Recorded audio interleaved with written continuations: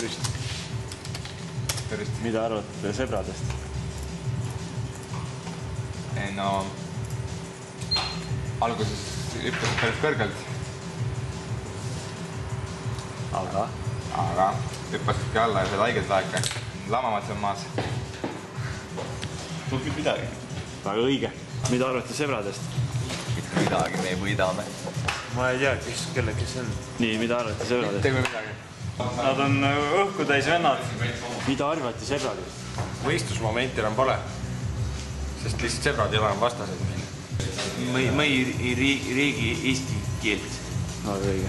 Tunnen kaasa sebradele lihtsalt. Oskab ainult tööd teha, eesti keelt ei räägi filmidest. Sebradest või? Need on niisugused suht kabad. Puudub arvamus nende vastu.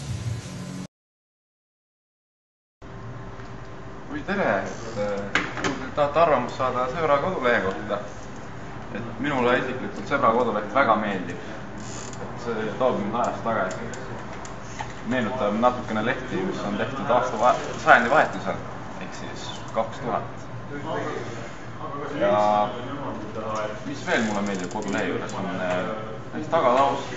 tagataustal on üks suur mardikas. See on minu arust väga kena ja ilus kujunduslik element ühele kaasaegsele kodulehele.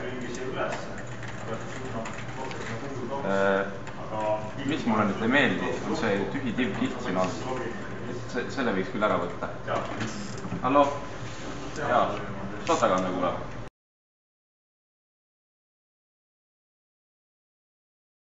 Aga jaa, minu meelest on neil väga hea veebileht, et üks parimaid, mida ma siiamaale näinud üldse olen, Eesti üks parimaid, ma arvan, nad võisid tegelikult kandideerida oma disainiga Kuldmuna preemiale.